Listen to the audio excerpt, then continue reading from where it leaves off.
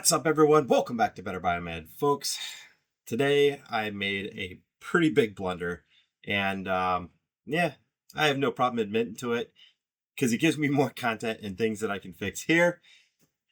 And I'm talking about this guy right here. And what I'm going to have for you guys is a camera system that I originally had set up for a drone. And I come to a use case scenario, especially right now, where this is absolutely perfect. And I'm talking about the World Cup. And the World Cup games, everybody's nuts about it. Of course, I love watching the games too. And the thing is I'm sometimes on the move. When I'm on the move, I have to have something that is versatile and probably runs off batteries and it's rugged. And this is where this guy's going to come in just handy, right? So the problem is I took it to the neighborhood pool and it worked great. It worked absolutely great. I ran probably 3 hours worth watching an entire game. And when I was going back to the car, my daughter wanted me to pick her up. So I put this on the roof of my Jeep and I put the kids in the car and all the stuff in the back of the car. And mind you, it was like dark. And I drove away and I heard a clunk, clunk, clunk. I was like, you got to be kidding me. I was thinking, it's going to be fine, right? It's in a ruggedized case. It is suspended. You can see right here, this is the Visa mount.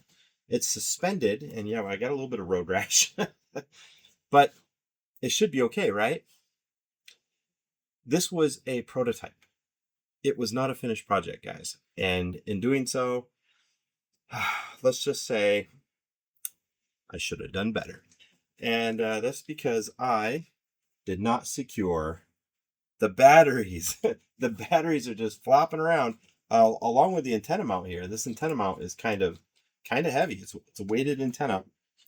And let me show you what I got going on. Mind you, I only had a few minutes to set this guy up in the first place. Okay. So this is an ideal situation. Travel TV for World Cup runs off of 12-volt batteries. I got a couple low profile 12-volt batteries right here. And it was working pretty good. And you can see I've got an HDMI cable that lives in there as well because we can HDMI into the display. And that's where my Mavic 2, this guy right here, my Mavic 2 was going to help me out with that. So my Mavic 2 drone, I can do HDMI from the remote into my display. And the reason for that is because people often want to see what are you recording. And sometimes on the remote itself, this guy right here, the remote itself, yes, it's in a first aid bag. I get it. You can see we have a HDMI out right here. And it works pretty good. However, this display down here on the remote is not the best display when you are in sunny conditions, right? Because sometimes, especially in Texas, the sun's coming straight down. You can't see what you're doing as well. That's where this 12-volt TV comes in nicely. Well, it did until it turned into a mosaic right there. So today what we're going to do is we are going to fix this display. I've got my antenna right here. It's was kind of a pain getting on there because that antenna was kind of chewy getting on there, really tough to screw in. There we go. Okay. And my power. So the power and everything is going to work just fine with the replacement display. So that's what I'm going to do is I'm going to change out the display and then we'll boot it up and I'll show you guys what it looks like. But imagine that. Like it opens up, it's waterproof. You got 12-volt batteries, which this time I'm going to secure the batteries. I'm going to have straps fastening them down, or I'll have a cover plate. You never know when you're going to need some of this stuff. So I got some of this foam right here, and this is the type of stuff that normally you use for toolboxes and stuff, right? So you carve out where your tool is going to be, and then this lives in your drawer and you got all your tools lined up inside here, right? So anyway, this guy right here is going to come in handy because I'm going to cut it to fit. So that will be my cover plate, so this doesn't happen ever again. I got my batteries right here. They are charged, and notice how I've got them running in parallel because it's 12 volts, right? So these are both 12 volt batteries. This gives me more amp hours, so it gives me a longer run time at 12 volts. So now I can go ahead and place this guy up to the side. So what I had to do to rig this guy up is I made an adapter. See this guy right here. It's a 12 volt to battery clips. Yes, those are all soldered together and everything because the TV comes with this 12 volt right here. And I didn't want to go through and, let's say, make a mistake of cutting this cord right here, because if I cut this cord, there's no going back, right? But I can make an adapter like this guy right here, and it should be absolutely fine. I can move between different types of batteries. I was thinking about using spade terminals and just pushing them on the batteries, and then I decided, no, let's make an adapter. I can use my existing 12 volt, and it's fused. It's a good plus, right? Protects the car that I'm plugging it into. It protects me. It protects all my equipment. And you can see, let's get the power out of the way.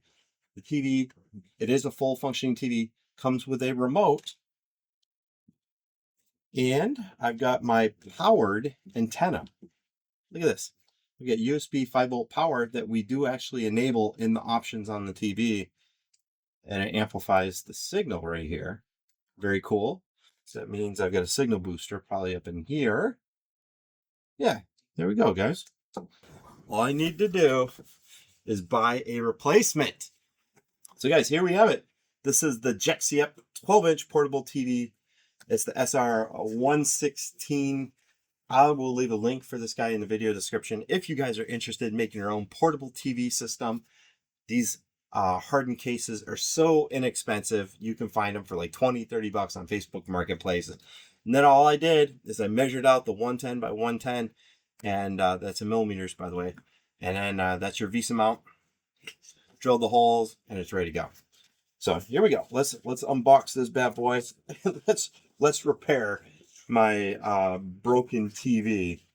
So the major difference with this model versus all the other ones out there, and trust me, I did a lot of research on this stuff, guys, because there are so many of them out there that are 12 volt that have horrible resolution. Like, I'm talking worse than 720p. There's many of them on the market that are miserable. But this Jexiep, I did the research and I've run it, and it is full 1080p, works beautiful, and it runs off 12 volts. Okay, so let's see. I've got it plastic wrapped. It is a very lightweight TV, by the way. Love it. Okay, here is the instructions. Because we don't need those. Oh, look at this. It also has a stand. Look at that. Very useful if I didn't have a case to put it in, right? Folds down. There is a articulating mount right here, and it does come with a mount hardware, I believe, in this box. More spare parts. Yep, here's the base plate. Here is a amplified antenna, right? Two is always better than one, I guess. I have another power adapter. Always keep extra power adapters, guys. I couldn't stress that enough. You will always have a use case scenario for another power adapter. And this one here is low amperage, but I believe this one is 12 volt. Yeah. Okay. Got 12 volt, low amp. There, audio, video, extra 12 volt cord. Had I known I was going to have a second one, maybe I would have cut the first one instead of making the adapter. Who knows, right? Okay, and here's the other part of my articulating mount right there. So all this stuff right here is probably not going to be useful for me. Let's go ahead and place our display off to the side, and hopefully it doesn't break. Let's go ahead and take a look at our box. So down here, I've got my two batteries. I learned last time I'm going to take those out first. You can see my screws right here on the back. We're going to go ahead and zip those out. And I do believe I used some Loctite on these guys. And I did so with the firm intent that this is going to be a mobile video solution. Yeah, there's definitely Loctite glue on there. Okay. Here is the broken one. We'll go ahead and do a teardown on that guy. Look how damaged that thing is. Impact point here, and it looks like I got another impact down here. Toast. All right. Here is my replacement screen. I'm going to leave the protector on there, at least at this moment. Going to definitely go with some of that blue Loctite. And I'm going to put a dabble near each of the threads of this guy. Excellent. So now I'm ready to suspend the display. We'll get a couple of the good fasteners ready. All right. Okay, here we go. So here is my new display. We've got a couple ports on the side to worry about. We've got the antenna.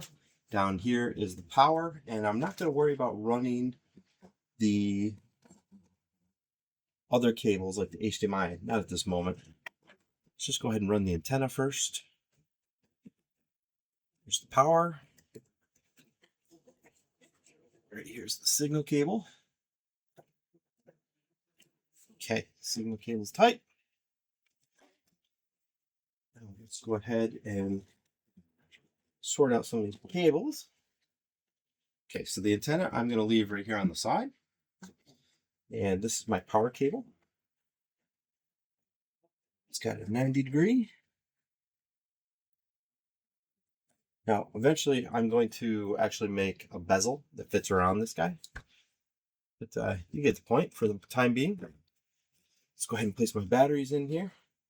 Now, they are still in parallel. You see? And now my adapter. Go ahead and plug this guy in. There is a fuse in this body right here. This is a good thing. All right, everyone. Here we go. I got my DC power supply. We are going to go ahead and let's turn the volts up. Yeah, 12 volts. Okay. And on amps, turn it down. We'll go up just a little bit. Just a little. Then we connect the two leads. And I am looking at 2.15 amps. That is a lot. Let's go ahead and turn it down. About 1.5 amps. There we go. Okay. So we got our two leads. Now we can come over here, connect them up, and test our system with a full 12 volts, as if the battery was installed in line with all my connections. Okay, we have a display, our 1080p display, by the way. It's fantastic. And from here, we're going to have to navigate to the next step. I'm Central Time, guys. We're going to do air. And it's going to go ahead and it's going to find all the channels according to this little guy right here. Okay. Once it is done, you have video and you can flip through the channels. And I want to go to some of the higher channels. I want to go to Telemundo because here in Houston, Telemundo is where it's at when it comes to watching World Cup. It's the best. And of course, it's not going to come up, but that's okay. You guys get the point. The fact of the matter is here we have now assembled a 12-volt powered TV, which you can use for other purposes like I use with my drone, as I said. And I have these low profile batteries, and I'm going to actually manufacture real jumpers that are in parallel, mind you.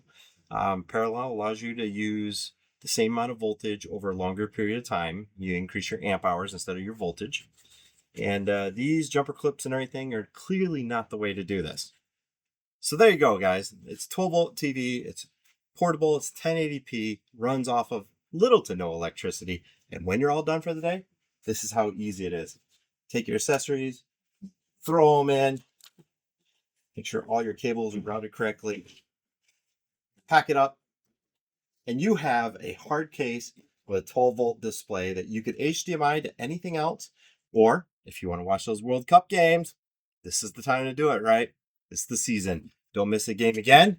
It's portable. Just as you travel, remember to reprogram the TV according to your local viewing area. That way there you get those digital channels encoded on the seeker. Thanks for watching, guys.